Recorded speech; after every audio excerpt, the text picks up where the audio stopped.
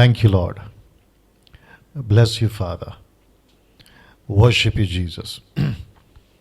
दोस्तों, जय मसीह। आप सभी का प्रभु यीशु मसीह के नाम में आज फिर से इस अद्भुत शिक्षा जो कि उत्पत्ति की किताब से हम सीख रहे हैं, परमेश्वर अद्भुत रीति से चला रहा है। मैं उसके लिए परमेश्वर का धन्यवाद देता हूं। अजीजों, मैं जानता हूं कि लगातार जिस दिन से हमने स्टार्ट किया है आज तक, अभी तक परफेक्ट जी, मैं जानता हूं कि काफी लोग जो हैं ब्लेस हो रहे हैं। 8 बज चुके हैं और एज यूजुअल हमेशा की तरह आपके बीच में आते रह रहा हूं।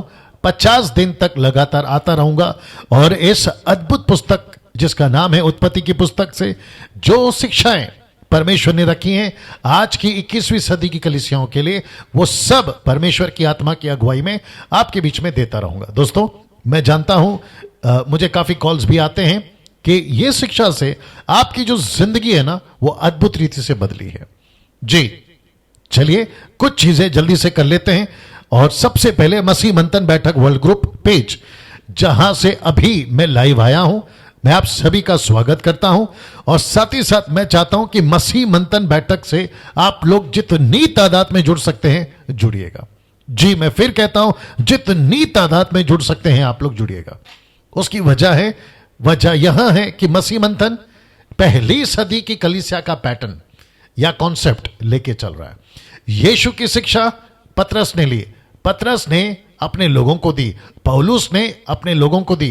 पहली सदी की कलीसिया जिस शिक्षा को लेकर चली, उसी शिक्षा, यीशु की शिक्षा, परमेश्वर की आत्मा की शिक्षा जो आज हम बाइबल में पढ़ते हैं मत्ती से लेकर प्रकाशित वाक्य तक, वो सभी शिक्षाओं का जो पैटर्न है आज मसीह मंथन उसको लेकर चलेगा।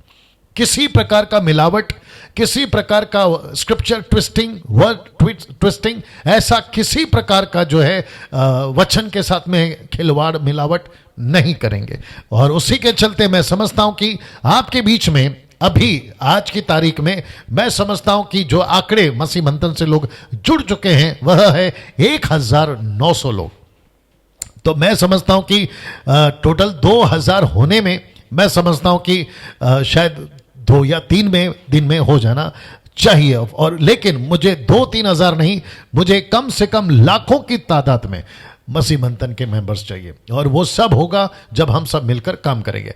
उसके लिए आपको करना क्या है? अगर आप जो अभी देख रहे हैं फेसबुक, यूट्यूब, आप जहां से भी देख रहे हैं, अगर आपने अभी तक मसीह मंथन बैठक वर्ल्ड ग्रुप को ज्वाइन नहीं किया है, मेंबर नहीं बने हैं, सदस्य नहीं बने हैं, तो आपको ये टेलीग्राम ऐप को डाउनलोड करना है और उसके बाद आपको इन नंबरों पर कॉल करना है। ये 3 नंबर, ये 2 नंबर, टोटल हो गए 5 नंबर। फिर से कहता हूं, ये 3 नंबर, कुछ सेकंड रख रहा हूं, इसकी स्क्रीनशॉट ले लीजिएगा और ये 2 नंबर, इसकी स्क्रीनशॉट ले लीजिएगा। चलिए दोस्तों, आपके बीच में अब यहां से कुछ चीजें जल्दी से आगे रखना चाहूंगा और वह यहां है कि जितने भी पास्टर्स हैं, यदि आप भी इस मसीह मंथन से जुड़ना चाहते हैं तो मैं यानी कि डैनियल राज आपका वेलकम करता हूं MMB वर्ल्ड ग्रुप में या ग्रुप से जुड़ने के लिए।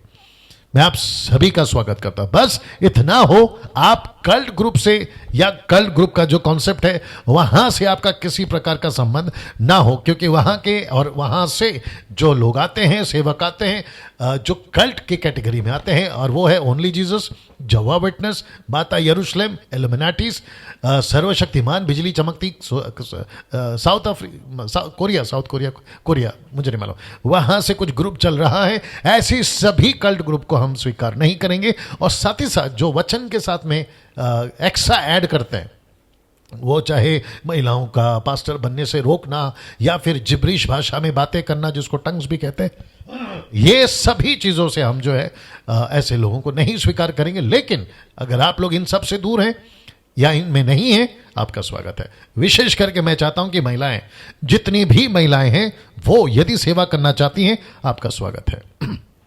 जी दोस्तों, आपके स्क्रीन के आप देख सकते हैं, आपका सबका स्वागत है। नाउ, जिन भाई बहनों के पास में कलीसिया नहीं है, चर्चेस नहीं है, आप सभी का मैं मसीह मंथन की तरफ से, मसीह मंथन के बिहाफ से ऑनलाइन चर्च में आपका स्वागत करता हूं। जी दोस्तों, आपका हम स्वागत करते हैं। ना मसीह मंथन बैठक वर्ल्ड ग्रुप जो है वो कम से कम 7 से 8 लैंग्वेजेस में ऑनलाइन चर्च स्टार्ट कर चुका है और उसकी समय की जानकारी आपके बीच में रख रहा हूं। और वह है पंजाबी चर्च सुबह 8 से 9 बजे तक में, तेलुगु चर्च ओके ठीक है, बाद में करूंगा, उसको एक स्लाइड चेंज करना था। ओके, पंजाबी चर्च सुबह 8 से 9 बजे तक, तेलुगु चर्च 9 से 10 बजे तक में, मराठी चर्च 11 से 12 बजे तक में, बंगाली चर्च 12 से 1 बजे तक, फिर उसके बाद में तमिल चर्च 3 से लेकर 4 बजे तक, उसके बाद में इंग्लिश 4 से लेकर 5 बजे तक शाम के, कन्नड़ा चर्च 6 से शाम के 7 बजे तक, और उसके बाद में नेपाली चर्च जो हमने स्टार्ट किया है, जो कल से स्टार्ट होगा, वह है 7:30 से 8 बजे तक, आधे घंटे का। और इसमें मैं रहूंगा, प्रचार करूंगा और सिस्टर निर्जला ये जो है ये नेपाली भाषा में ट्रांसलेट करेंगे। साथ ही साथ मसीह मंथन बैठक world group online Hindi church, जिसको मैं चलाता हूं, कल से ये शुरू होगा। माफ करें, स्टार्ट हो चुका है, लेकिन कल से ये इंग्लिश के अनुवाद के साथ शुरू होगा। क्या बात है वापस आते हैं कि ये कल से इंग्लिश अनुवाद के साथ होगा। जैसे कि 7:30 से 9 बजे, 7:30 से 8 बजे तक मैं बात करूंगा हिंदी में, और सिस्टर निर्जला जो है वो नेपाली ट्रांसलेशन करेंगी, और कल फिर 8 से लेकर 9 बजे तक में मैं वापस आऊंगा, हिंदी में बात करूंगा। और कल क्या नाम है, विक्टर बेंजामिन वर्शिप करेंगे, और उसके बाद में मैं आऊंगा और सिस्टर समीक्षा वो जो है इसको इंग्लिश में ट्रांसलेट करेगी। नाउ एक अच्छी खबर आप सभी महिलाओं के लिए वह यहां है कि एक अच्छी खबर महिलाओं के लिए, हर शनिवार सुबह 10 से शाम 7 बजे तक प्रचार के लिए जितनी भी महिलाएं हैं उनको मौका मिलेगा प्रचार करने का, मसीह मंथन के प्लेटफॉर्म से या मसीह मंथन के पेज से। आप सभी को, जिसको कहते हैं महिला वुमेन्स सैटरडे प्रीचिंग, जो कि हमने नाम रखा है वुमेन्स सैटरडे प्रीचिंग, आपको मौका मिलेगा। इसका जो क्या कहते हैं पोस्ट लीफलेट्स आपके फेसबुक पर मसीह मंथन के पेज पे मैं डालता रहूंगा। नाउ अब आप सोचेंगे पास्टर डैनियल, जो महिलाएं हैं मैं उनसे बात कर रहा हूं, हमको प्रचार करना है, किसको संपर्क करें? तो इनको संपर्क करिए। इनका नाम है नीता सोलोमन, मसीह मंथन बैठक की एडमिन है, और साथ ही साथ ये उनका नंबर है, कुछ सेकंड के लिए रख रहा हूं, स्क्रीनशॉट ले लीजिएगा। जी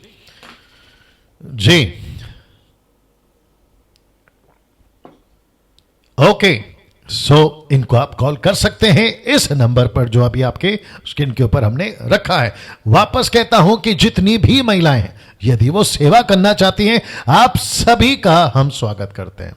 आप सिस्टर हैं, आप शादीशुदा हैं, आप विधवा हैं, आप घर पर बैठी हैं, आपको बोझ है, आपको चर्च प्रचार करने नहीं देता है, कई कारणों की वजह से, हम सभी आपको मसीह मंथन के पेज से आपकी ब्रीफिंग होगी छोटी सी, क्या है, और मसीह मंथन के मेंबर होना बहुत ज़रूरी है। और फिर ये जो बहन है ये आपको जो है डिसाइड करेगी मुझसे बात करने के बाद में कि कैसे काम को आगे बढ़ाना है, और आपको मौका दिया जाएगा। चलिए दोस्तों, कुछ चीज़ें आपके बीच में और रख देता हूं, जैसे कि मुझे आप लोग कॉल कर सकते हैं दोपहर 2 बजे से शाम 6 बजे तक। आपके पास अगर किसी भी प्रकार का बाइबल से जो मैं दे रहा हूं उससे संबंधित अगर आपके पास में कोई प्रश्न है, आप मुझे पूछ सकते हैं, और परमेश्वर की सहायता से हम आपको जवाब देने की कोशिश करेंगे। साथ ही साथ एक नम्र विनंती है, और वो विनती यह है कि आपको किसी प्रकार का प्रार्थना निवेदन नहीं देना है, बल्कि प्रार्थना विश्वासियों ने खुद करनी है या करना चाहिए। जी आप सभी को सीखना है प्रार्थना करना। जी, अब उसके बाद में YouTube चैनल हमारा चलता है, उसको सब्सक्राइब कर लीजिएगा, जो कि मेरा चैनल है। और आप सभी को रिक्वेस्ट करता हूं कि आप लोग दूसरों को रिकमेंड करिए, मेरा परिचय दीजिए, कहिए कि एक ऐसे आते हैं, उनका नाम डैनियल राज है, वो प्रचार करते हैं और साउंड डॉक्ट्रिन पे प्रचार करते हैं, सही शिक्षा पे प्रचार करते हैं। ऐसा क्यों? क्योंकि जैसे आपको तलाश थी, आपको किसी ने बताया, आज आपकी उन्नति हो रही है। मुझे काफ़ी जगहों से कॉल आता है, भारत से, भारत के बाहर से, आज इजराइल से भी कॉल आया। शायद वो बहन देख रही होंगी कि कैसे परमेश्वर जो है जिंदगियों को बदल रहा है। मैं चाहता हूं कि आप सभी लोग जो हैं, या तब तक इनको होल्ड पे रखो, इनकी गवाही सुनना है। चालू रखो, बात करते रहो। जी, तुम बात करो। जी, मैं चाहता हूं कि आप लोग सभी जो है मेरे चैनल को सब्सक्राइब करें, और साथ ही साथ दूसरों को भी रिकमेंड करें। अगर जो पहली बार देख रहे हैं, आप YouTube से हैं, आपको कहना चाहता हूं सब्सक्राइब करिए और आइकन बेल जरूर दबाइएगा। डैनियल राज सोशल मीडिया से किसी प्रकार का पैसा नहीं कमाता। ना दोस्तों, एक बहुत इंपॉर्टेंट अनाउंसमेंट या इंफॉर्मेशन वहां है ताइथ के बारे में या दशमांश के बारे में। जी, आप में से कई लोग मसीह मंथन के चर्च के साथ जुड़ चुके हैं ऑनलाइन। आपके पास में आपका कलेक्शन दशमांश हो या आपका पैसा हो जो आप लोग देते हैं, किसी और को देते थे, अब वहां नहीं जाते हैं, उस पैसे को फर्स्ट आपके पास खुद रखिए, मतलब आपके पास में जमा करके रखिए। जैसे ही मसीह मंथन किसी प्रकार का आपको अनाउंसमेंट यहां से कर देगा ऑफिशियली मेरी तरफ से कि ये है मसीह मंथन का अकाउंट डिटेल्स, और वो इसीलिए क्योंकि प्रेरितों की किताब 4 अध्याय 32 से 35 तक में पतरस सब कलेक्शन लेता था और जिसको चाहता था उसको बांट देता था। और लिखा है कि पहली सदी में कोई गरीब नहीं था, कलीसिया के मेंबर किसी प्रकार के कोई गरीब नहीं थे। मैं आपको बता दूं कि मसीह मंथन ने अभी तक कम से कम, मैं समझता हूं अगर गलत नहीं हूं, और वो भाई जिन्होंने मदद करी है 2.5 लाख के ऊपर अभी तक हम दूसरों को दे चुके हैं। और ये सब मसीह मंथन की वजह से लोगों को सहायता मिल रही है। साथ ही साथ मैं कहता हूं आपके पास में रखें, जैसे हम डिक्लेयर करेंगे आप लोग देना वहां पर डालना शुरू कर सकते हैं और ये सबकी निगरानी में होगा। टोटल ट्रांसपेरेंसी जिसको कहते हैं पारदर्शी। जी, ये रहा दूसरा लाइन, या किसी गरीब को मदद करें, आपका पैसा आप किसी गरीब को मदद करें। तीसरा, या किसी सच्चे सेवक को दें, जो पास्टर है तकलीफ में है उसको दीजिए। आपको नहीं पता तो हमें कांटेक्ट करिए, हम करा देंगे। फिर चौथा आखिरी लाइन लिखा है जरूरतमंद परिवार को या मसीह परिवार को। आपको नहीं पता हमें कांटेक्ट करिए, हम आपको जो है वहां तक या उनसे जो है कांटेक्ट करा देंगे ना। दोस्तों, अब मैं चाहता हूं कि गवाही मैं फोन के ऊपर आपको सुनाऊं कि कैसे परमेश्वर अद्भुत तरीके से लोगों की जिंदगियां बदल रहा है। और मैं चाहता हूं कि आज आप उस बहन की गवाही को सुने और फिर यहां से अभी हम जो है अपनी स्टडी स्टार्ट करेंगे। जी, आइए सुनते हैं वो बहन की स्पीकर ऑन करके देना, गवाही क्या है और कैसे परमेश्वर ने उनकी जिंदगी को बदला। आइए सुनते हैं। जी जी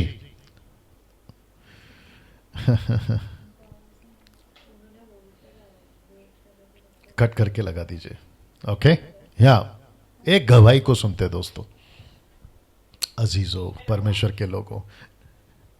hello hello brother, praise the Lord. जी, प्रेज द लॉर्ड। हाँ भाई, हम जो दिन में कॉल किए थे आपको, तो बोले थे कि आप रात 8:10 आसपास कॉल कीजिएगा। जी, आपकी गवाही बोलिए। हाँ, और भाई हम लोग जिस जगह पे रहते हैं वहाँ मसीह लोग बहुत कम हैं और हम लोग प्रभु का वचन बांटते हैं। और आपका जो मैसेज, जो भी प्रकाशित वाक्य हो, दानियल पुस्तक हो, या अभी जो स्टडी चल रहा है, हम लोग बहुत सारे लोगों को मैसेज करते हैं और हम लोग कॉल करके भी बोलते हैं। और उसके बाद जब हम लोग कल गांव गए हम लोग, तो वहां देखे आप लोग, आपका स्टडी से बहुत सारे लोग देख रहे हैं मसीह में आ रहे हैं। और उसके बाद जब वहां से हम लोग बातचीत करके जब वापस हम लोग आ रहे थे शाम को, हम लोग बहुत आनंद में थे, बहुत खुशी में थे। लेकिन अचानक देखिए बीच रास्ता से हम लोग को 3 लोग बड़े गाड़ी से हम लोग को ओवरटेक कर रहा है 3 जगह पर। लेकिन प्रभु हम लोगों को बचा के सुरक्षित अपने घर तक पहुंचाए हम लोग को। और यही कहना चाहते थे। और हम लोग जब प्रभु के मिशन पर होते हैं तो प्रभु हमारी रक्षा जरूर करते हैं और हम लोग को डरना नहीं चाहिए। प्रभु के कार्य को हम लोग को उत्साहित के साथ करना चाहिए। और आपकी स्टडी से हम लोग को बहुत सारा बल और शक्ति मिलती है और वचन में हम लोग और मजबूत होते जा रहे हैं। और जो हम लोग का मसीह मंथन जो बैठक है उसको हम लोग बहुत आगे तक हम लोग ले जा सकते हैं। जी, ओके सिस्टर। जी सिस्टर, आपसे कुछ चीजें पूछूंगा जैसे आप मुझे कॉल कर रही थी। आपने बताया कि जब आप गांव में गई तो वहां बहुत सारे लोग क्या कहते हैं, एक घर में इकट्ठा होकर मसीह मंथन की जो मोबाइल खोल करके पूरा फैमिली लोग एक साथ बैठ करके वो लोग आपका स्टडी करते हैं, उत्पत्ति पुस्तक का वो लोग देख रहे हैं सब। Good good, okay. तो ये सब गांव के लोग हैं? हाँ, वो लोग सब गांव के लोग हैं। उन लोग को पता ही नहीं है मसीह क्यों मरा था, मसीह ने क्या किया था। लेकिन मैं जाकर के उन लोग को पहले से मैं बताते आई हूँ, जब से आपका पुस्तक, जब से आपका स्टडी शुरू भी नहीं हुआ था, उस टाइम से हम लोग वो सब काम कर रहे हैं। लेकिन जब से आपका जो स्टडी आया है तो उससे और ज्यादा उन लोग उन्नत हो गए हैं। उन लोग को और समझ में आ रहा है कि हम क्या बताना चाह रहे थे प्रभु के बारे में।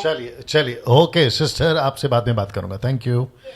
नाउ दोस्तों, ये गवाही आपके बीच में रखने का मकसद यह है कि कैसे परमेश्वर लोगों की जिंदगियां बदल रहा है, ऐसी स्टडी से मैं वो आपके बीच में रखना चाह रहा था।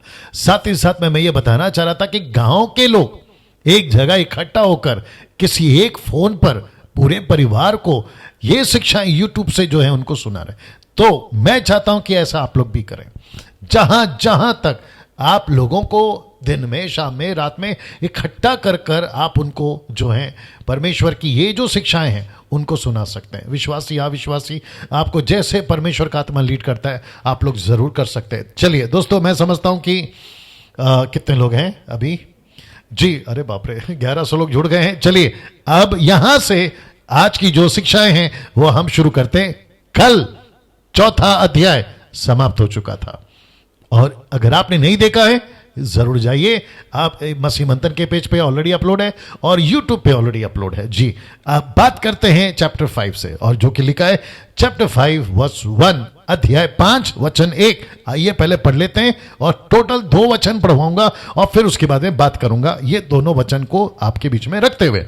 सबसे पहले लिखा है कि आदम की वंशावली यह है। जी दोस्तों, लिखा है कि आदम की वंशावली यह है। क्या है? अब आगे देखिए। लिखा है कि जब परमेश्वर ने मनुष्यों की सृष्टि की तब अपने ही स्वरूप में उसको बनाया। वचन 2 लिखा है उसने बहुत ध्यान से सुनिएगा। लिखा है कि उसने, इसलिए मैंने येलो में ब्रैकेट किया है या उसको हाईलाइट किया है। लिखा है उसने नर और नारी। क्या बात है। वापस आते हैं। उसने लिखा है कि नर और नारी करके मनुष्यों की सृष्टि की, प्लूरल नॉट सिंगुलर, बहुवचन नॉट एक वचन। लिखता है कि नर और नारी, स्त्री और पुरुष, और उसको नाम दिया मनुष्यों की सृष्टि की और उन्हें, ये जो शब्द देखिए लिखा है उन्हें आशीष दी। इसका मतलब है ब्रैकेट में दोनों को, इसका मतलब है परमेश्वर ने पुरुष को भी आशीष दी, स्त्री को भी आशीष दी, मनुष्यों को भी आशीष दी, दोनों को आशीष दी। और उनकी, अब जरा ध्यान दीजिएगा, लिखा है उनकी सृष्टि के दिन उसका या उनका नाम आदम रखा। वाह वापस आते हैं आपके बीच में। तो पुरुष का नाम क्या है? आदम। तो औरत का नाम क्या है? आदम। अब जितनी महिलाएं हैं, जो कुछ डिनोमिनेशन या कुछ उल्टे सीधे लोग, जिसको कहता हूं अधूरे ज्ञान, अगर वो आपको ये कहते हैं कि पुरुष, जल्दी से एक वचन निकालो, पहला कुरिन्थियों 11 अध्याय वचन 1 से ना, कुछ लोग कहते हैं कि पुरुष में अंतर है, स्त्री में अंतर है।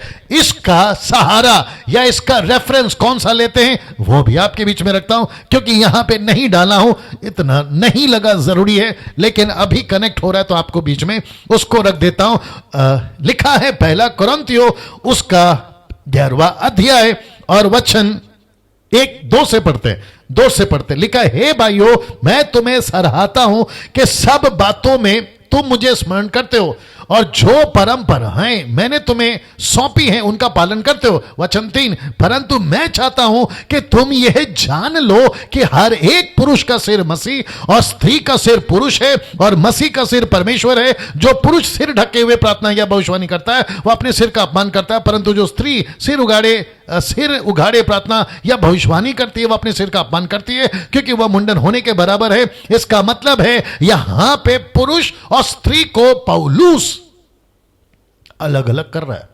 उसका कॉन्टेक्स्ट, उसका कॉन्सेप्ट, उसका मकसद कुछ और है। जी दोस्तों, कुछ और है।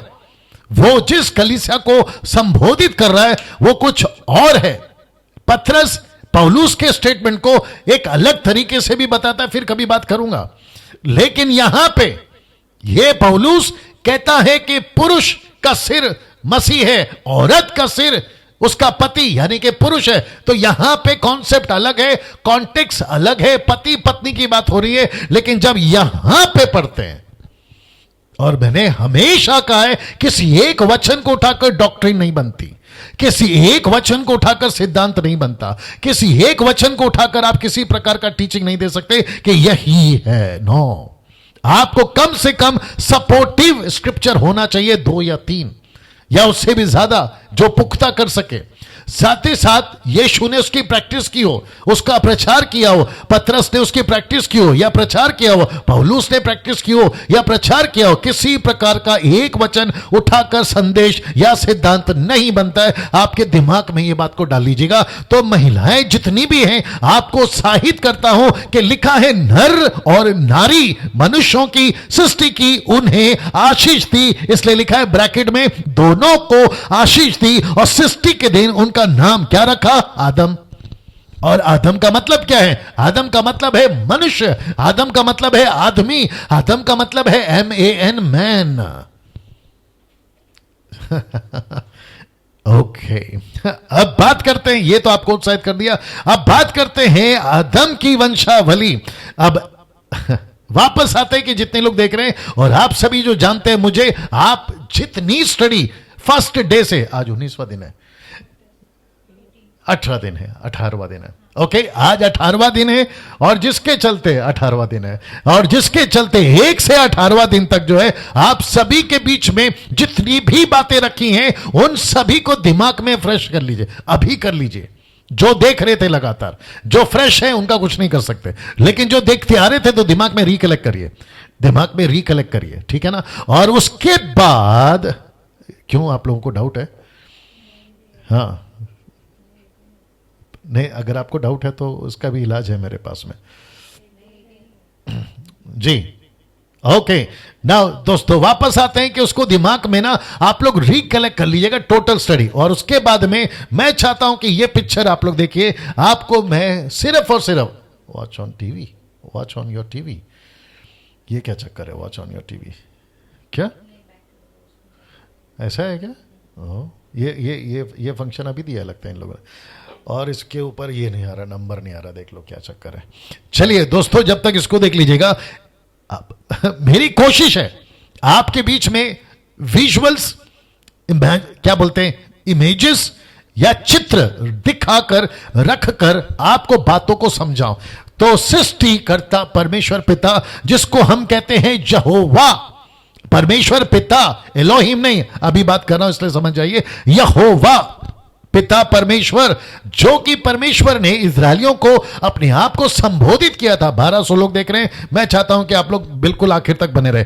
तो इस परमेश्वर ने इस व्यक्ति को, जिसका नाम है मूसा, रिपीट करता हूं, इस परमेश्वर ने इस व्यक्ति को जिसका नाम है मूसा, मूसा परमेश्वर के एंगल, ठीक है, मूसा परमेश्वर के एंगल को रख रहा है। क्यों? मैं आपको बताता हूं।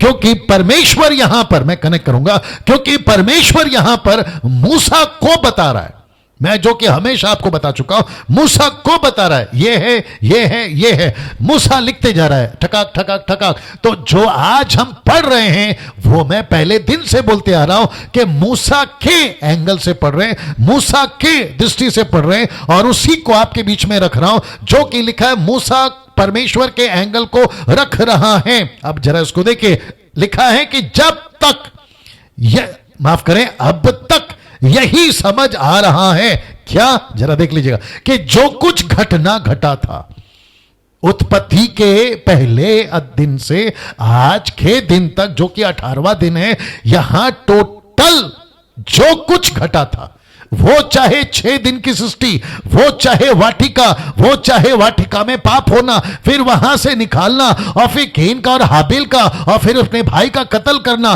फिर उसके बाद में यीशु का कनेक्शन शेत के साथ में, फिर उसके बाद में जो कल की मैंने बातें बताई, इन सभी जो घटनाएं घटी हैं, इसलिए लिखा है कि अब तक यही समझ आ रहा है कि जो कुछ घटा था, जो कुछ घटना घटा था, वो समस्या, या इंग्लिश में कह लीजिएगा प्रॉब्लम, या वो समस्या अब आदम की नहीं रही। बाप रे। वापस आते हैं कि जो कुछ घटा था, अब यहां तक पिक्चर फिर से दिखा देता हूं कि यहां पे परमेश्वर देख रहा है, और परमेश्वर मूसा को, अब यहां से 5वें अध्याय की बात कर रहा हूं, यहां से उसको समझा रहा है, क्योंकि सब कुछ अभी आपको रिकलेक्ट करना है और आपके दिमाग में रखेगा कि ये समस्या या वो समस्या जो घटना घटा था वो अब आदम की नहीं रही। तो फिर प्रश्न उठता है, वो समस्या किसकी है? लिखा है वो समस्या हो गई परमेश्वर की। पास्टर डैनियल कैसे? अभी बताता हूं ऐसे। वापस आते हैं, मैं फिर कहता हूं कि वो समस्या अभी आदम की नहीं रही, बल्कि वो समस्या हो गई अब परमेश्वर की। अदन की वाटिका में जो घटा, आदम ने जो गलती करी, उसके बाद में हव्वा और आदम बाहर निकाले गए, फिर केन का और हाबिल का, और फिर जो कुछ घटा था तब से लेकर अब तक में 5वें अध्याय आने तक, पहला अध्याय, दूसरा अध्याय, तीसरा अध्याय, चौथा अध्याय, जो कुछ घटा था वो समस्या भी आदम की नहीं है, अब वो परमेश्वर की है। अब आप पूछोगे कैसे? लीजिए कनेक्शन दे रहा हूं। बहुत ज्यादा दिमाग को खर्चा करिए आज। आपका जो क्या कहते हैं ना आईक्यू, उसको हाई करिए। आपका अंडरस्टैंडिंग, उसको बिल्कुल सतर्क रखिए, किसी प्रकार का डिस्टर्ब नहीं होना। बच्चे आसपास में खेल रहे, कंट्रोल करिए। आपको अनवांटेड कॉल आ रहे हैं, उसको देख लीजिएगा, लेकिन फोकस करिए और पेपर पेन आपका बाइबल लेके रखिए। लिखा है उत्पत्ति की किताब, उसका 3रा अध्याय वचन 15। मैं चाहता हूं कि ध्यान से सुनिएगा। लिखा है, और मैं तेरे और इस स्त्री के बीच में और तेरे वंश और इसके वंश के बीच में बैर उत्पन्न करूंगा। वह मैं आपको बता चुका हूं। लिखा है कि वह तेरे सिर को कुचल डालेगा और तू उसकी एड़ी को डसेगा। ये तू शैतान है और वह यीशु है। वापस पढ़ता हूं, लिखा है कि और मैं तेरे और स्त्री के बीच में, तेरे वंश और इसके वंश के बीच में बैर उत्पन्न करूंगा। वह तेरे सर को कुचल डालेगा और तू उसकी एड़ी को डसेगा। और मैं जानता हूं कि मेरे जो एडमिन हैं वो देख रहे हैं, और नरेंद्र साहब आप भी देख रहे हैं, और आपसे मैंने बात करी है, और वो वक्त आ चुका है ये आपके लिए, लेकिन बाकी सबके लिए मैं चाहता हूं कि इस वचन को नेशनली, इंटरनेशनली कई लोग प्रचार कर चुके हैं। अगर कोई पास्टर देख रहा है वो प्रचार कर चुका है, आप बाइबल टीचर हैं अगर देख रहा होगा वो प्रचार कर चुका है। इसमें ऐसी कौन सी एक चीज है जो ऊपर लिखा है कि वो समस्या हो गई परमेश्वर की? जी, वो समस्या हो गई परमेश्वर की, क्योंकि वो समस्या आदम की नहीं रही, वो समस्या हो गई परमेश्वर की। और मैं ये वचन दिखा रहा, तो समस्या का कनेक्शन कैसे? यहां परमेश्वर को मैं क्यों बीच में डाल रहा हूं? और वो भी ये परमेश्वर जिसको मैं कहता हूं परमेश्वर यहोवा, पिता परमेश्वर, ऑलमाइटी गॉड।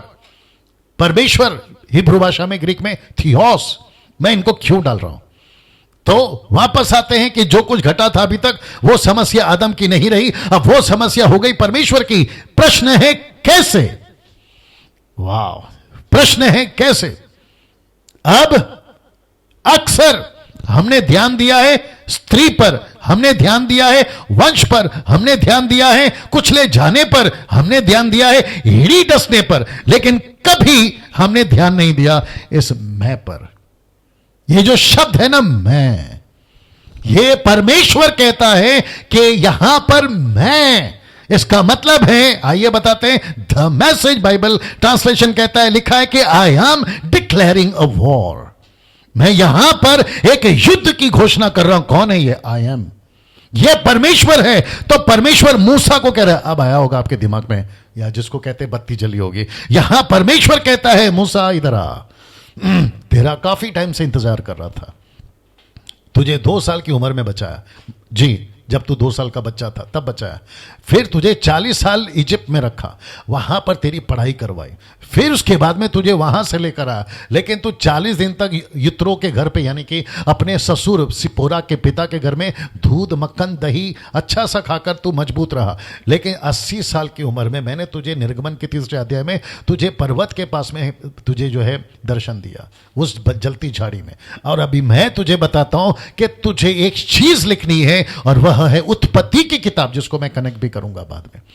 तो यहां पे मूसा अपने लोगों को, इजरायलियों को समझा रहा है कि जिस परमेश्वर का हम जो है अभी क्या कहते हैं, आराधना करते हैं, साबात को मानते हैं, जो परमेश्वर की वेदी जो है, जिसको तंबू या आर्क कहते हैं, उसको लेकर जो अभी हम चल रहे हैं, वो परमेश्वर ऐसा है। और शुरुआत में ऐसा घटा, हमारी वंशज कहां से आई? तो ये मूसा को परमेश्वर ने अपने एंगल से बताया और उसी को मूसा पेश कर रहा है जो उसने सुना। अगर ऐसा नहीं होता, परमेश्वर यहां पर अगर अपने आप का मैं नहीं डालता कि युद्ध मैं करवाऊंगा, दोनों के बीच में युद्ध मैं करवाऊंगा, और पुरुष को, माफ करें, सांप को यानी कि शैतान को, उसके बीच में और औरत के बीच में जो बीज आएगा यानी कि वंश, उसके बीच में दुश्मनी मैं पैदा कराऊंगा और मैं देखूंगा कि वह उसके सर को कुचले, वह यीशु। और फिर इसलिए लिखा द मैसेज बाइबल में, आई एम डिक्लेयरिंग वॉर, मैं एक युद्ध की घोषणा कर रहा हूं between you and the woman. फिर लिखता है between your offspring and her. फिर लिखता है he will wound your head, you will wound his heel. क्या बात है! लेकिन मुझे चाहिए ये मैं। क्या कभी इस मैं पे फोकस किया था? मैं 27 साल से बाइबल को पढ़ रहा हूं और जैसे ही मुझे पता चला कि उत्पत्ति की किताब का अध्ययन देना है, मैं प्रतिदिन एवरी डे, ये जो शूटिंग रूम है, मैं यहां बैठता हूं और फिर यहां पे जब स्लाइड्स तैयार करता हूं लैपटॉप पर, मैं परमेश्वर से मांगता हूं कि परमेश्वर ऐसा प्रकाशन, ऐसा रेवलेशन चाहिए जो कभी प्रचार नहीं हुआ है, वो गुप्त मन्ना, वो छुपी बातें मुझे दीजिए। और आज परमेश्वर आपके बीच में ये रख रहा है कि वो मैं हूं जो स्त्री के और इस सांप के बीच में यानी कि शैतान के बीच में दुश्मनी पैदा करूंगा। इसलिए लिखा है कि I am declaring war, I am declaring war. ये द मैसेज ट्रांसलेशन है जो आपके बीच में रखा हूं। तो इसका मतलब है कि युद्ध परमेश्वर ने इन दोनों के बीच में रखी। ये लड़ाई परमेश्वर ने किसके भरोसे पे लड़ी? वाह! वापस आते हैं कि ये लड़ाई किसके भरोसे पे लड़ी। आपको जानकर ताज्जुब होगा कि परमेश्वर ने एक ऐसे व्यक्ति का सहारा लिया, एक ऐसे व्यक्ति को चुना जिसके ऊपर परमेश्वर ने भरोसा किया, और उसी के दम पर परमेश्वर ने कहा आई एम डिक्लेयरिंग वॉर, मैं एक युद्ध की घोषणा करता हूं। हे औरत और हे सांप, तेरे दोनों के बीच में, तुम दोनों के वंश के बीच में वो तेरे सर को कुचलेगा। ऐसा करूंगा, एक जीसस क्राइस्ट, एक ऐसा पैदा करवाऊंगा कि वो इसके सर को कुचलेगा, एक ऐसा पैदा करवाऊंगा। जानना चाहते हो परमेश्वर ने किसके भरोसे के ऊपर यह लड़ाई का आरंभ किया? इसके भरोसे पे, इसके भरोसे पे। क्या बात है! मैं समझता हूं कि यहां पे तालियां बजनी चाहिए इस सृष्टिकर्ता परमेश्वर के लिए। आप नीचे आमीन लिख सकते हैं, प्रेज द लॉर्ड लिख सकते हैं, आप जहां हैं वहां से सीटी बजा सकते हैं, जो कि मैं अभी इसके ऊपर बजाना चाहूंगा कि परमेश्वर ने इस व्यक्ति के ऊपर भरोसा करा और यह काबिल निकला, क्योंकि पहला आदमी फेल हुआ, पहला आदम फेल हुआ, यह पहला आदमी, पहला आदम फेल नहीं हुआ। क्या बात है! 1300 लोग अभी देख रहे हैं। मैं सभी को कहना चाहता हूं, मुझे नहीं पता कि इसमें कितने लोग हैं जो यीशु को मानते हैं, मुझे नहीं मालूम। यहां कितने लोग हैं जो यीशु को पीछे चलते हैं, मुझे नहीं मालूम। आप कौन हैं नहीं फर्क पड़ता, लेकिन एक सत्य को सुनिए, इस पृथ्वी के ऊपर एक ऐसा पैदा हुआ था जिसके भरोसे पे परमेश्वर ने कहा था कि मैं लड़ाई लड़ूंगा। सी दिस, मैं। क्या बात है दोस्तों, क्या बात है!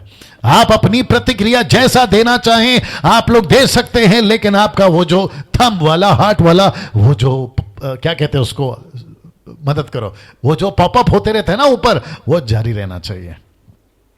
क्या बात है!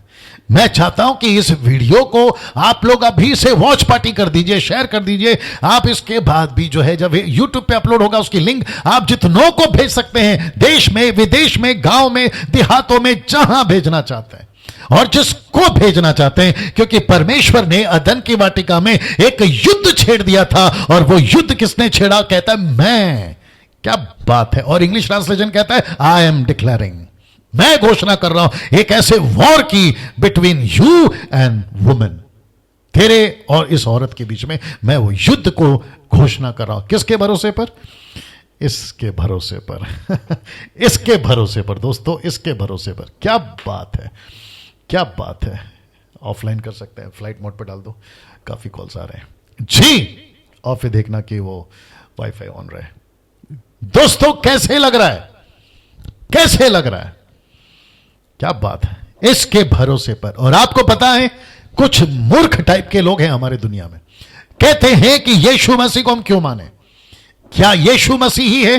तो जवाब है यीशु ही है, यीशु ही है, दूसरा कोई नहीं। और इसके चलते, ऐसा स्टेटमेंट के चलते लाखों लोगों ने हर युग में अपनी जानें गंवाई हैं, कोई फर्क नहीं पड़ता। इसलिए यीशु ने क्या कहा पता है? मत डर ऐसे लोगों से जो सिर्फ शरीर को मार सकते हैं, डरना उससे है जो शरीर और आत्मा दोनों को मार सकते हैं। हम कफन बांध चुके हैं, बाहर की भाषा में बात कर रहा हूं, हमने अपनी तैयारी कर ली है। मुझे एक स्टेटमेंट देने दीजिए जो मैंने अभी किसी से सुना था, आपके बीच में रखना चाहता हूं। वो व्यक्ति कहता है संसारिक था, वो कहता है संसारिक लीडर के लिए, वो कहता है मैं 100 साल जीने के लिए थोड़ी पैदा हुआ हूं, मैं 100 साल जीने के लिए थोड़ी पैदा हुआ हूं। मुझे अगर 10 साल में मरना पड़े लीडर जी आपके लिए, मैं मरने को तैयार हूं आपके लिए। मैं 20 साल जीऊंगा तो जीऊंगा आपके लिए, अगर बीच में मरना पड़े मैं मरने को तैयार हूं। अगर वो संसारिक लीडर के लिए ऐसा व्यक्ति बोल सकता है, तो ये सृष्टिकर्ता लीडर, ये सबसे बड़ा लीडर, ये दुनिया का लीडर, ये था, ये है, ये रहेगा, तो इसके लिए क्या हम नहीं कह सकते कि परमेश्वर तेरे लिए अगर मरना है तो मरने को तैयार है? हम थोड़ी ना 100 साल जीने के लिए पैदा हुए। क्या बात है दोस्तों, कैसा लग रहा है? कैसा लग रहा है? वाह। तो इसके भरोसे पे परमेश्वर ने कहा मैं लड़ाई छेड़ रहा हूं। क्यों मालूम है? क्योंकि पहला आदम फेल हो गया, पहला आदम फेल हो गया। इसलिए लिखा है ना कि पहले आदम ने परमेश्वर का साथ नहीं दिया, लेकिन ये जो दूसरा आदम बनकर आया ना, माय गुडनेस, और एक आ गया। सुनिए, कुछ लोग कहते हैं, कुछ लोग क्या बता देता, मुस्लिम्स कहते हैं, जाकिर नाइक कहता है कि यीशु मसीह नबी है। ठीक है, कहते हैं यीशु मसीह खुदा हो ही नहीं सकता। यह ठीक नहीं है, मैं आपको बताता हूं क्यों। क्योंकि अभी 2 Timothy chapter 3 verse 16 King James Version, ठीक है ना, एक ऐसा वचन जो दूध का दूध, पानी का पानी, और उसको कहते हैं एक मार दो टुकड़ा। इसको सुनने के बाद, और यह प्रकाशन मिला पौलुस को। आइए देखते क्या लिखा है। आपने ऑन करके नहीं दिया, ये क्या जी? एक ऐसा वचन जो कि कहता है 1 तिमोथी चैप्टर 3 वर्स 16 लिखा है, और इसमें संदेह नहीं, किसी प्रकार का डाउट नहीं, किसी प्रकार का कंट्रोवर्शियल नहीं, किसी प्रकार का संदेह नहीं। क्या लिखा देखिए, कि भक्ति का भेद गंभीर है। क्या बात है, क्या लिखा है? कि भक्ति का भेद गंभीर है, भक्ति का भेद गंभीर है। कहां लिखा है, किधर है? आप कम से कम ऊपर देखो क्या लिखा, 1 तिमोथी जी। वापस आते हैं कि भक्ति का भेद गंभीर है, अर्थात वह, ये देखिए वह, ये वह कौन है? ऑफ कोर्स यीशु मसीह। लिखा है अर्थात वह जो शरीर में प्रकट हुआ। अब इसको देखिए, आत्मा में धर्मी ठहरा, स्वर्गदूतों को दिखाई दिया, अन्य जाति में उसका प्रचार हुआ, जगत में उस पर विश्वास किया गया, और महिमा में ऊपर उठाया गया। मैं किसकी बात कर रहा हूं? मैं इसकी बात कर रहा हूं। यह गंभीर विषय है। अब आइए देखते हैं इंग्लिश में क्या लिखा है। आइए देखते हैं इंग्लिश में क्या लिखा है। यहां पे लिखा है, and without controversy great is the mystery of godliness, God was manifested in the flash. लिखा है गॉड मैनिफेस्ट, इसमें दिखेगा, लिखा है कि गॉड मैनिफेस्टेड इन फ्लैश। परमेश्वर मनुष्य बना, किस में? शरीर में। लेकिन पैदा कौन हुआ? गॉड, जिसका ग्रीक ट्रांसलेशन है थियोस। क्या बात है। और ये जो शब्द है ना, ये परमेश्वर एलोहिम, परमेश्वर यहोवा के लिए जुड़ता है, वही नाम दिया इनको। और कहता है कि यीशु मसीह परमेश्वर था, यीशु मसीह परमेश्वर है, यीशु मसीह परमेश्वर रहेगा। अब मुझे नहीं पता कि अधूरे ज्ञान के लोग क्या हो गया है, नई बात को समझते, मैं नहीं जानता, लेकिन सत्य यही है कि यीशु मसीह गॉड था, and he became a man, he manifested in flash. He was God, He is God, and He will be God. क्या बात है। अब आपको एक और चीज बताता हूं, जो कि मैं ये वचन आपके बीच में रख चुका हूं ना। दोस्तों, यीशु मसीह के ऊपर परमेश्वर ने भरोसा क्यों किया, मैं आपको कनेक्शन देता हूं कि यीशु मसीह का आदम के साथ क्या कनेक्शन है। अब इसको देखिए, लूका की किताब उसका 3 अध्याय वचन 48, लूक चैप्टर 3 वर्स 38 लिखा है, और वह एनोश का, और वह शेत का, और वह ब्रैकेट में यीशु आदम का। और फिर कहता है कि यीशु आदम का वंश, मैं अभी कनेक्ट करूंगा, यीशु आदम का वंश ब्रैकेट में, और लिखता है और वह परमेश्वर का था।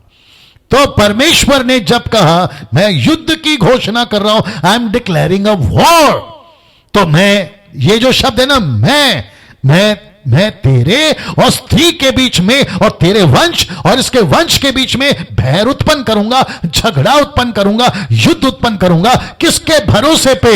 यीशु के भरोसे पे। और यहीं पे परमेश्वर ने साबित कर दिया था या घोषणा कर दी थी कि इस पृथ्वी के ऊपर एक मसीहा पैदा होगा, ईसा मसीह पैदा होगा, यस्तुस पैदा होगा, Jesus Christ will born in this earth, यीशु पैदा होगा। यहीं पे घोषणा कर दी थी, और वह तेरे सर को कुछ लेगा। क्या बात है, देखिए आप लोग, कैसी सच्चाई, क्या अद्भुत प्रकटीकरण, क्या अद्भुत सत्य, जिसको मुझे और आपको अपनी पीठ थपथपानी है कि हम ऐसे सत्य के परमेश्वर को, सच्चे परमेश्वर की आराधना करते हैं जो पूरी तरह से सत्य है, ना तो काल्पनिक है, ना गुड्डा बच्चे लोगों का खेल, ना किसी प्रकार का मनोरंजन का खेल। यह सत्य है, और उसी के चलते वापस ले आते हैं, उसी के चलते वह कहता है कि वह एनोश का, वह शेत का, और वह आदम का, और यीशु के बारे में बात हो रही है, उसके वंश का, और वह परमेश्वर का था। तो यीशु ने खुद को किसके साथ जोड़ा? आदम के साथ। यीशु ने किसके साथ खुद को जोड़ा? शेत के साथ। यीशु ने खुद को किसके साथ जोड़ा? एनोश के साथ। मैंने आपको पहले ही बताया था कि शेत कौन है। शेत का कनेक्शन मैंने आपको दे दिया था, आप लोग इस बात को जानते हैं। वाह, 1300 लोग देख रहे हैं।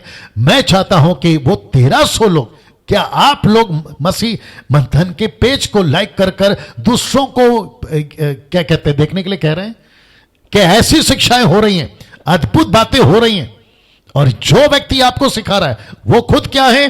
5वीं क्लास 3 बार फेल। और मुझे ऐसा कहने में किसी प्रकार का कोई संकोच, किसी प्रकार का कोई शर्मिंदगी नहीं है। पता है क्यों? क्योंकि मैं नहीं सिखा रहा हूं, परमेश्वर सिखा रहा है। 1 यूहन्ना 2 अध्याय वचन 27 लिखा है कि वह अभिषेक जो तुम्हारे अंदर है तुमको सब कुछ सिखाएगा। तो वो सिखा रहा है और आप उसी से सीख रहे हैं।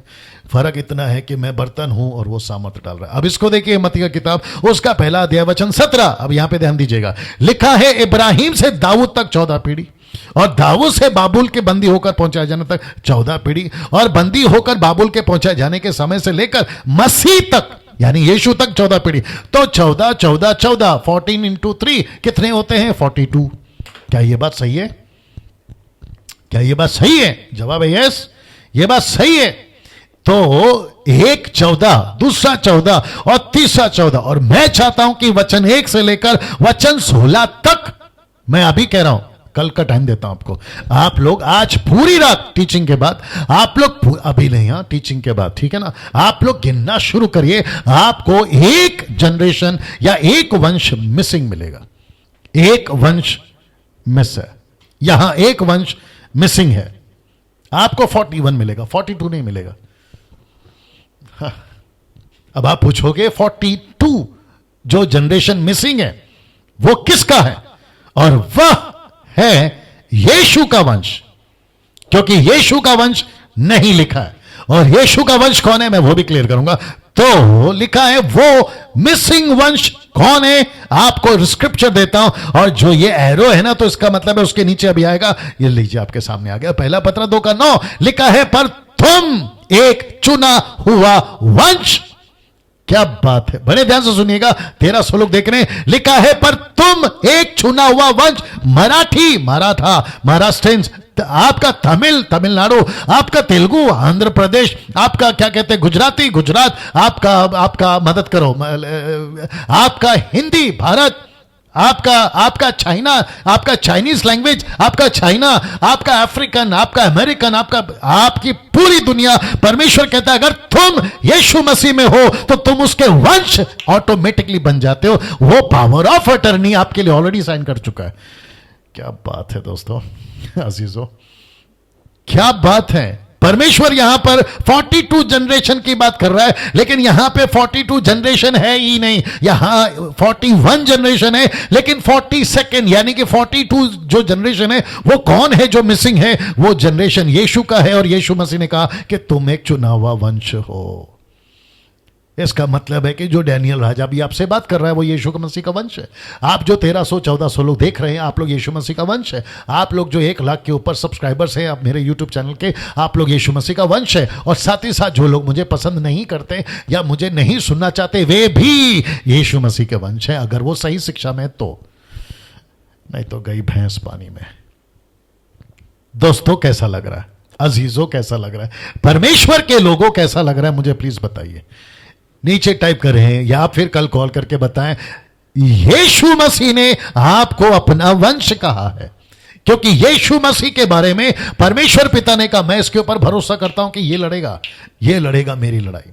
अधन की वाटिका में आदम हारा, लेकिन अधन की वाटिका में जो लड़ाई को हारा था ना आदम, यीशु मसीह को दूसरा आदम बनाकर वहीं पे तैयारी कर दी थी और कहा कि लूसीफर अब तेरे से बदला लिया जाएगा और इस लड़ाई को मैं शुरू करूंगा। मैं इसका मतलब है परमेश्वर इस लड़ाई को शुरू करता है और उस लड़ाई में क्या बात है, सुनिएगा मजा आएगा। उस लड़ाई में यीशु को रखा और यीशु के वंश को रखा, और वो वंश कोई और नहीं है पर तुम एक चुना हुआ वंश, राजपदधारी, याजकों का समाज, पवित्र लोग, परमेश्वर की निज प्रजा हो, इसलिए कि जिसने तुम्हें अंधकार में से अपनी अद्भुत ज्योति में बुलाया। अब इसको देखो, उसके गुण प्रकट करो।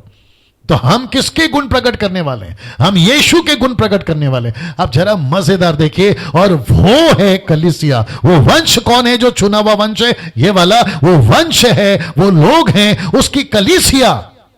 मैं वापस कह रहा हूं जो मैं शायद पहले दिन दूसरे दिन कहा था कि इस प्लैनेट के ऊपर सबसे पावरफुल वेपन, इस पृथ्वी के ऊपर, इस प्लैनेट के ऊपर सबसे पावरफुल हथियार कुछ और नहीं है। AK-47 नहीं है, आपका न्यूक्लियर बॉम्ब नहीं है, आपका किसी प्रकार का केमिकल नहीं है। इस पृथ्वी पर सबसे पावरफुल है उसकी कलीसिया, जिसको कहते हैं यीशु की दुल्हन। यीशु की दुल्हन, क्या बात है। और जब आप मुझे सुन रहे हैं, आप इतने पावरफुल हैं। पास से डैनियल, हम यीशु की दुल्हन ने कहां लिखा? ये देखो इफिसियों की किताब उसका 5वां अध्याय वचन 32 में। ये भेद तो बड़ा है, पर मैं मसीह और कलीसिया के विषय में कहता हूं। मैं मसीह और कलीसिया, भेद बड़ा है, ग्रेट मिस्ट्री। पौलुस कहता है ये बड़ा भेद है, मैं कैसे बताऊं, लेकिन मैं इतना बता देता हूं कि ये जो भेद है ना, ये मसीह और कलीसिया का भेद है, ऐसी मिस्ट्री। अब ये पोस्ट को देखिए दोस्तों, एक तरफ कलीसिया, दूसरी तरफ इज़राइल। एक तरफ कलीसिया, दूसरी तरफ इज़राइल। आपको पता है 4000 साल आदम से लेकर आपके मूसा आने तक, उसके बाद यीशु के पैदा होने तक, वो 4000 साल। फिर उसके बाद में जीसस क्राइस्ट, बड़े ध्यान से सुनेगा, एक ऐसी वस्तु, एक ऐसी चीज, एक ऐसा सृष्टि, एक ऐसी बात पनपी जिसको कहते हैं कलीसिया। इसलिए लिखा है कि तब इजरायली लोग थे, आज कलीसिया है। मैं रिपीट करता हूं कि तब इजरायली लोग थे और आज कलीसिया है। अब इसको देखिए, लिखा है कि तब इजरायलियों का अलग नियम था और आज कलीसिया का अलग नियम है। कैसा लग रहा है दोस्तों, अजीजों, परमेश्वर के लोगों? मुझे प्लीज बताएं कैसा लग रहा है आप लोग, कैसे आपके दिल में इस वक्त में क्या हो रहा है, बताइए। अमेजिंग, वंडरफुल, एक्सीलेंट सब लोग डाल रहे हैं, अप्रिशिएट करता हूं, क्या बात है। मैं आपको बताता हूं कि मैंने ये क्यों लिखा। जब तक इजरायली थी, कलीसिया नहीं आई थी, क्योंकि यीशु क्रूस पर नहीं मरा था और यीशु ने आखिरी शब्द नहीं बोला था, इट इज फिनिश, पूरा हुआ। तब तक इजरायलियों को एक ऐसी पुस्तक को लेकर चलना पड़ा, एक ऐसे कॉन्सेप्ट को लेकर चलना पड़ा, ध्यान से सुनिएगा, जिसको कहते हैं व्यवस्था। जिसको कहते हैं लॉ, जिसको कहते हैं मूसा का नियम, जिसको कहते हैं 10 आज्ञा, जिसको कहते हैं साबत, जिसको कहते हैं दशमांश, जिसको कहते हैं खतना करना, सर्कमस्टेंसेस। लेकिन जैसे ही कलीसिया आई, कलीसिया का अपना नियम शुरू हो गया। तो व्यवस्था का कॉन्सेप्ट खत्म, इजरायलियों का फेस्टिवल खत्म, किसी प्रकार का पर्दा डालना खत्म, किसी प्रकार का बलि चढ़ाना खत्म, किसी प्रकार का अर्पण चढ़ाना खत्म। और मूसा के द्वारा इजरायलियों को कहा था कि अपनी भेंट दशमांश लेकर आओ, जो कि मैं उसका प्रचार कर चुका हूं। लेकिन अभी 10 क्यों, 20 दो, 20 क्यों, 30 दो, 10 के चक्कर में क्यों पड़े हो, उससे ज्यादा दो। और मुझे खुशी है कि परमेश्वर ने ऐसे लोग रखे हैं जो 10 से ज्यादा दे सकते हैं। मैं उन सभी का परमेश्वर के नाम में स्वागत करता हूं और उनका धन्यवाद देता हूं। लेकिन अभी वो पैटर्न खत्म हो चुका है, इसलिए लिखा है कि तब इजरायलियों का नियम अलग था, आज कलीसिया का अलग नियम है। आप वापस इजरायलियों के पैटर्न में क्यों जा रहे हैं? बीच में मुझे किसी ने कॉल करके पूछा, बोला पास्टर डैनियल, हम सैटरडे को आराधना क्यों नहीं करते? क्यों करना है मेरे दोस्त? आप तो परमेश्वर की कलीसिया के लोग हैं ना, आपको फिर वापस उस मंदिर का कॉन्सेप्ट में क्यों जाना है? आपको वापस उस मंदिर के कॉन्सेप्ट में क्यों जाना है? कुछ लोग कहते हैं हम इजरायलियों का दिन मनाते हैं, हम वीक मनाते हैं। आज शायद इजराइल में कुछ है, साबत है आज इजरायलियों का, आज बताई थी वो बहन, ऐसा दिन मनाते हैं, हम साबत को मनाते हैं। तो फिर मैं पूछूंगा कि अगर साबत मनाते हो, आप अगर ये सब करते हो, तो फिर खतना भी कराओ, फिर बकरियों का बलि भी चढ़ाओ, ये सब करिए ना। फिर इसको रख रहा हूं, हजम करिए जी, थोड़ा सा दिमाग लगाइए। विचित्र विचित्र टाइप के लोग आजकल हमारे मसीह समाज में हैं। मुझे बीच में पूना से कॉल आया, बोला ये कॉन्सेप्ट पूना में चल रहा है, कैसे मेमना काटा जाता था, कैसे इजरायली दिन मनाते थे, कैसे उनका कैलेंडर होता था, कैसे उनके साल होते थे, उनका कैसे न्यू ईयर होता था, वापस शुरू कर दिया आप लोगों ने। जबकि पौलुस कहता है व्यवस्था के कामों पे भरोसा करने वाला श्रापित है, क्योंकि व्यवस्था के काम को कोई पूरा नहीं कर सका, वो चाहे कोई भी तुर्रम खान हो। एक ही व्यक्ति इस पृथ्वी पर व्यवस्था को पूरा कर सका और उसका नाम है यीशु, क्योंकि यीशु व्यवस्था के अधीन पैदा हुआ ताकि व्यवस्था को पूरा कर सके। Is that? यही तो बात आपके बीच में रखना हो। इसका मतलब है कि ओल्ड टेस्टमेंट का कॉन्सेप्ट अलग है, न्यू टेस्टमेंट का कॉन्सेप्ट अलग है, और फिर लिखा है कलीसिया का अलग नियम है। अभी कलीसिया को लेके चलो। इसलिए वापस यहां पर आते हैं, ये सब मूसा को कौन बता रहा है? वो घटना, वो दृश्य, वो चित्र कौन बता रहा है? इसलिए लिखा है कि परमेश्वर इस पुस्तक की घटना को अपने तरीके से मूसा को बता रहा है। इसका मतलब क्या है पता है? मेरे साथ बने रहिए। इसका मतलब क्या है पता है? परमेश्वर कह रहा है कि मूसा, मुझे तेरे को एक बात बतानी है। मैं एक लड़का पैदा कराऊंगा, मैं एक बेटा पैदा कराऊंगा, मैं एक मसीहा पैदा कराऊंगा, लेकिन उसके पहले मैं चाहता हूं कि मुझे एक ऐसा नेशन चाहिए, और जिसको कहते हैं इजराइल, जिसको कहते हैं इजराइल, मैं इसको लेके चलूंगा। और मैं चाहता हूं कि तू उसका पहला नबी बन, तू उसका प्रॉफिट बन, फिर उसके बाद में मैं कहीं और को लेकर आऊंगा। ऐसे करते करते मैं एक फाइनल किंग लेकर आऊंगा, और उसका नाम है राजाओं का राजा यीशु मसीह।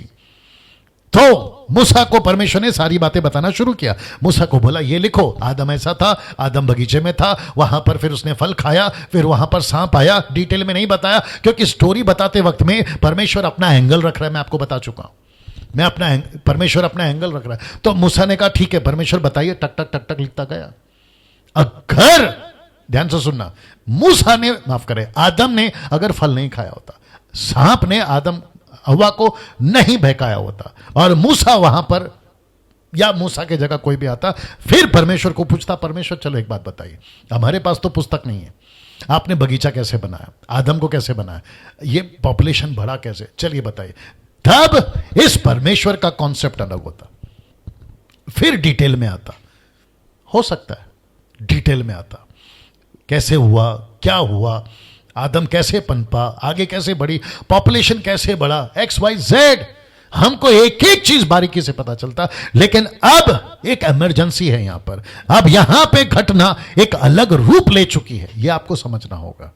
और जब हम ऊपर जाएंगे ना, तो एक एक चीज हमको बारीकी से पता चलेगा, क्योंकि सब कुछ रिवाइंड होकर वीडियो फिर से प्ले होगा कि क्या घटा था, और तब होगा दूध का दूध और पानी का पानी। इसलिए ये लिखा हूं कि परमेश्वर इस पुस्तक की घटना को अपने तरीके से मूसा को बता रहा है। आई होप कि आप लोग अभी तक समझ गए होंगे। अब बात करते हैं आदम की वंशावली, क्योंकि उत्पत्ति का 5वां अध्याय का पहला लाइन, और मैं आपको बता चुका हूं कि कैसे। यहां परमेश्वर सिर्फ एक ही वंश को क्यों लेकर चल रहा है? एक ही वंश क्यों? एक वंश का मेंशन किया है, आदम, ऐसा लिखा है आदम, क्योंकि आप सभी जानते हैं कि जैसे ही आदम के 2 बच्चे पैदा हुए वहां पे 2 लाइन हो गया। लेकिन उसके बाद परमेश्वर ने 5वें अध्याय में, याद रखो 5वें अध्याय में, नॉट 4थे अध्याय में, नॉट 3रे अध्याय में, 5वें अध्याय की बात है ये, तो वहां से उसने लाइन कट कर दिया। किसकी? केन की लाइन कट गई, केन की लाइन कट गई। अब ये आदम की लाइन है, इसलिए यीशु मसीह की वंशावली में आपको केन की लाइन नहीं दिखेगी। इसको आपको समझना होगा। अब इसको देखो, मैं कनेक्शन देने जा रहा हूं, फिर उसके बाद में समाप्ति पर आते हैं। लिखा है सबसे पहले आपको यह समझना जरूरी है कि जब से आदम ने फल खाया था तब से परमेश्वर का काम बढ़ गया था। यूहन्ना की किताब उसका जो है 5:17, वहां लिखा मेरा पिता अब तक काम करता है और मैं भी काम करता हूं। तो इसका मतलब है कि पिता का काम बढ़ गया था। पिता का काम क्यों बढ़ गया था और वो क्या काम है, आइए दिखाते। और वो काम था गॉडली लाइन को लेकर चलना, क्योंकि इसी लाइन से यीशु आने वाला था। आई होप कि आप लोग समझ रहे हैं और कनेक्शन आपको मैं दे रहा हूं।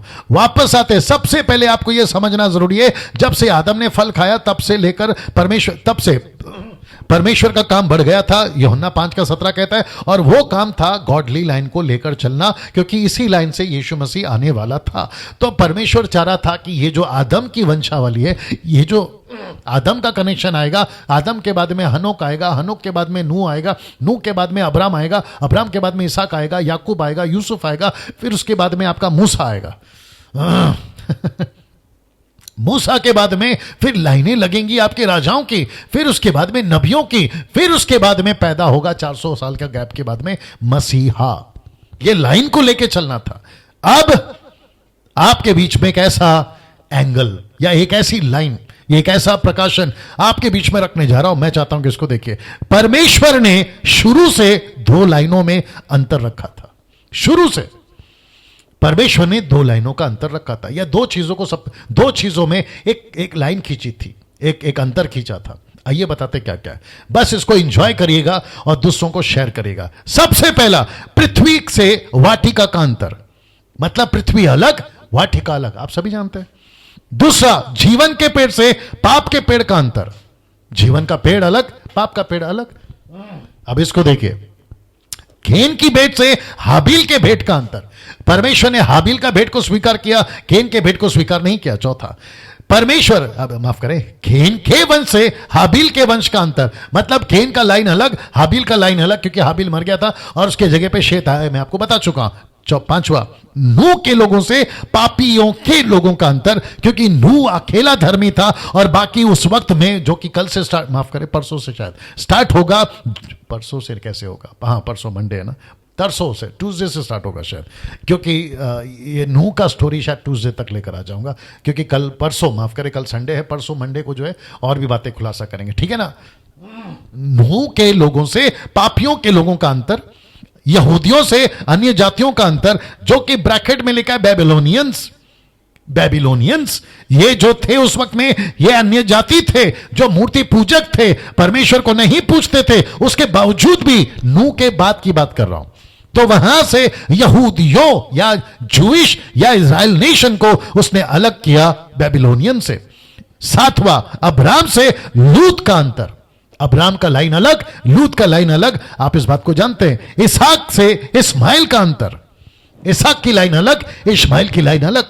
या क्या कहते हैं, गलातियों की किताब उसका 4 अध्याय वचन 26, आप सभी जानते हैं कि वहां पे परमेश्वर ने कहा कि 2 संतानें हैं, एक है सारा की, दूसरा है हजीरा की। हजीरा की संतान, सारा की संतान अलग।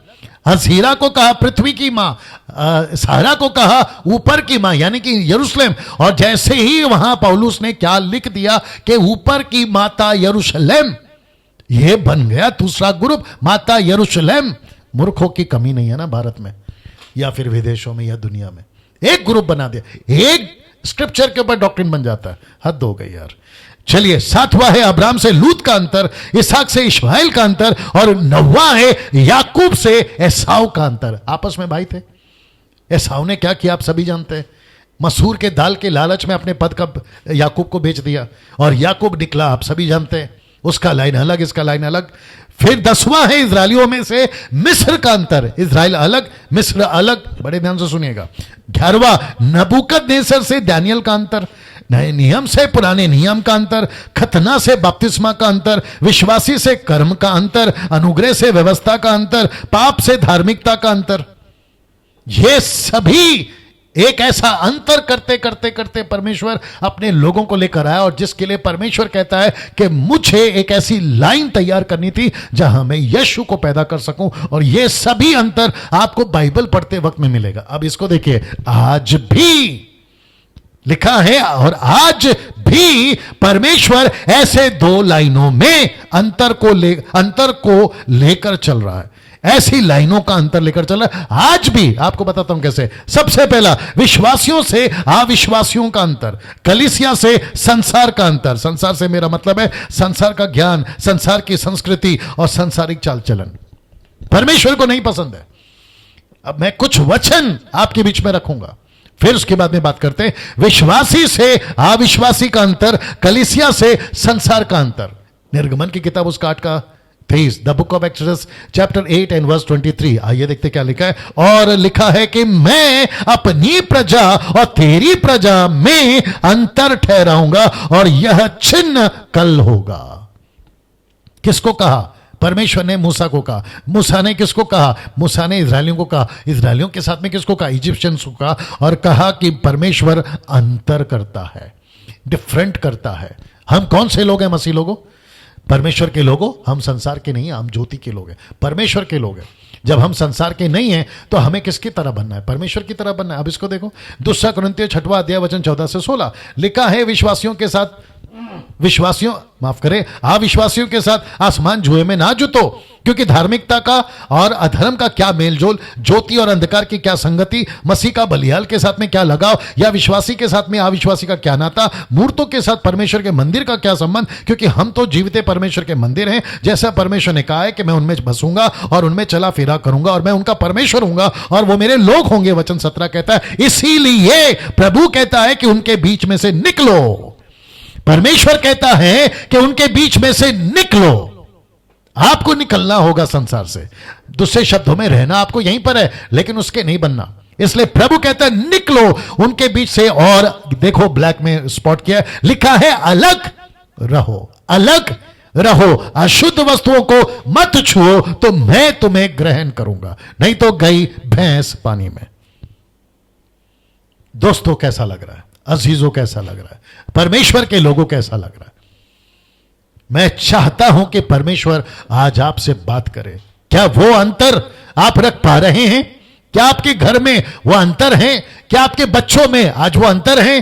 क्या आपके घर का जो माहौल है वो मसीह माहौल है? क्या आपके घर का परिवार मसीह के तरीके से चलता है या फिर सांसारिक तरीके से? अगर ये अंतर नहीं है तो परमेश्वर कहता है कि मैं तुम्हें ग्रहण नहीं करूंगा। अगर ऐसी वस्तुओं को ना छूओगे तो मैं तुम्हें ग्रहण करूंगा। सी दैट, पहला पत्रस उसका 4 का 1 देखिए, लिखा है, सो जबकि मसीह ने शरीर में होकर दुख उठाया तो तुम भी उसी मनसा को धारण करके हथियार बांध लो, क्योंकि जिसने शरीर में होकर दुख उठाया वो पाप से छूट गया। अब इसको देखो, वचन 2 क्या कहता है 4 का, ताकि भविष्य में अपना शेष शारीरिक जीवन, भविष्य में अपना शेष बचा हुआ शारीरिक जीवन मनुष्य की अभिलाषाओं के अनुसार नहीं वरन परमेश्वर की इच्छा के अनुसार व्यतीत करो। बाप रे ऐसा प्रचार, ऐसी बातें आजकल लोग कहां सुनेंगे बताइए? मेरा दिल हो रहा है कि मैं इसको फिर से पढूं। मैं जानता हूं कि 9 बज चुके हैं। लिखा है, ताकि भविष्य में अपना शेष शारीरिक जीवन मनुष्य की अभिलाषाओं के अनुसार नहीं वरन परमेश्वर की इच्छा के अनुसार व्यतीत करो। क्या ऐसा जज्बा, क्या ऐसा समर्पण, क्या ऐसा डेडिकेशन क्या आज हम दे सकते हैं? मैं सबसे बात कर रहा हूं, याद रखो, मैं सबसे बात कर रहा हूं। मैं वर्शिपर से बात कर रहा हूं, मैं म्यूजिशियन से बात कर रहा हूं, मैं बाइबल टीचर से बात कर रहा हूं, मैं प्रीचर से बात कर रहा हूं, मैं पास्टर से बात कर रहा हूं, बिशप से, रेवरेंड से, अपोस्टल से, प्रॉफिट से, आप जहां कहीं से भी है, मैं सबसे बात कर रहा हूं। क्या ऐसा डेडिकेशन, क्या ऐसा समर्पण हम दे सकते हैं परमेश्वर को आज? अब आप कहोगे, पास्टर डैनियल आप बोलना क्या चाहते हैं? मैं और एक कनेक्ट कर रहा हूं, फिर बात करता हूं। कोरोना वायरस क्यों लाया मैं बताता हूं। क्योंकि अन्य जातियों की इच्छा के अनुसार काम करने, लुचपन की बुरी अभिलाषाओं, मतवालापन, लीला क्रीड़ा, पियक्कड़, घृणित मूर्ति पूजा में जहां तक हमने पहले संसार में गवाया वही बहुत हुआ। हम संसार में थे ना, गलत काम करते थे, दारू पीते थे, गलत बातों में पड़े रहते थे, ये सारी मूर्ति पूजा करते थे। परमेश्वर का दास कहता है ये जो समय बिताया वो काफी हो गया, अब नहीं जाना है। मैं फिर कहता हूं, मैं अभी कोरोना वायरस की बात कर रहा था ना, ये जो क्या कहते हैं ना, पूरी दुनिया को हिला दिया ना, ये छोटे से वायरस ने, जिसको कहते हैं कोरोना वायरस, कोविड-19, ये बीमारी ने पूरी दुनिया को हिला। पूरी दुनिया का नंबर 1 स्ट्रॉन्ग कंट्री अमेरिका, उसको तक हिला दिया। और बचा क्या? Japanese country, African country, Bharat की कंट्री, बात ही खत्म।